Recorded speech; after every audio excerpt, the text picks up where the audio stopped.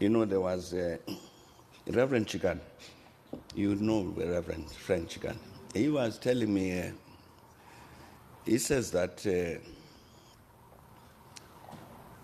after Polokwane, the ANC conference in Polokwane 2007, some of his comrades in Soweto, part of the ANC leadership there, they were talking to him and they said to me, Comrade Frank, you see,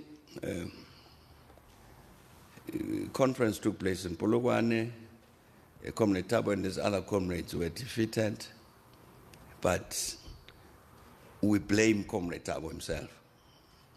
So Frank says, but what has he done? No, it's his fault. You see, the problem with that chief of yours is that, he would not allow us even a little bit of space to put something in our pockets. We didn't want to take too much, just a little bit. But he wouldn't allow it. Because he would discover this thing, you'd get into a lot of trouble. That's the problem. So we needed somebody who's going to give us a little bit of space to put something in the pocket. So I say, Frank, really? Frank says, President, I'm telling you what they say, these comrades. If you had allowed that bit of space, they would have voted for you. Now, you see that I'm saying a person like that will be loyal to the ANC because it puts them in the positions where they can then accumulate that wealth. And by definition, disloyal to the public. But that's a different kind of member of the ANC, and I trust that the ANC would want to address that. So, it relates to the matter that you are raising about the quality of leadership. It is true that, we were very fortunate growing up in the ANC and therefore engaged in struggle and discussion, all sorts of things. It helped us to develop, and maybe that.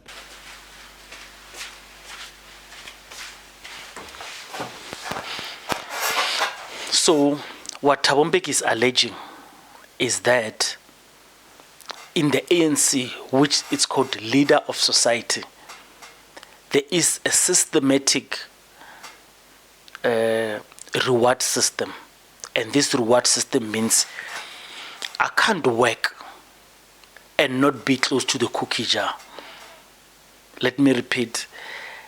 Volunteers of the ANC volunteer because they may not eat now, but they will eat later. This is what Thabo Mbeki is confirming with the conversation I had with Reverend Frank Chikane. Whether you agree with him or not is immaterial, but I want to expand it further to other political parties. Someone said the reason they do not join MK and EFF yet, even if ANC is falling, is because in the ANC there's an opportunity to eat, and the opportunity is immediate. Unlike MK, you will eat when they come into power. In EFF, when they come into power. And people are saying, imagine people who have been in the EFF for 10 years, everything they are funding from their pockets because they do not control what. Of course, I'm saying it with an understanding that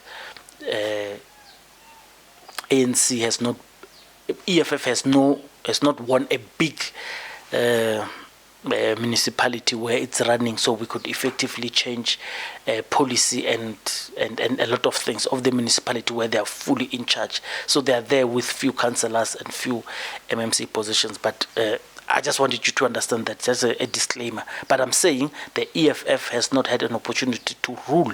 So people do not want to come to someone who is still trying. They want someone who's already in governance, and opportunities of eating are now.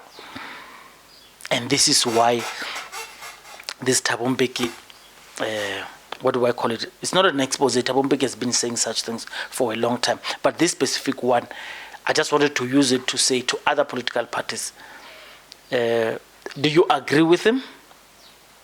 By the way, Reverend Chikani was on Thabo Mbeki's camp in 2007, and he then came back to write the book called 8 Days of September. Yes, yeah, it's 8 Days of September. This is the removal. It's a brilliant book. I loved it. I read it, and one of the most topical things I read about it was the prerogative of the president. And I'll tell you why I'm bringing it back. I sat with someone who were shooting a podcast, and we were debating.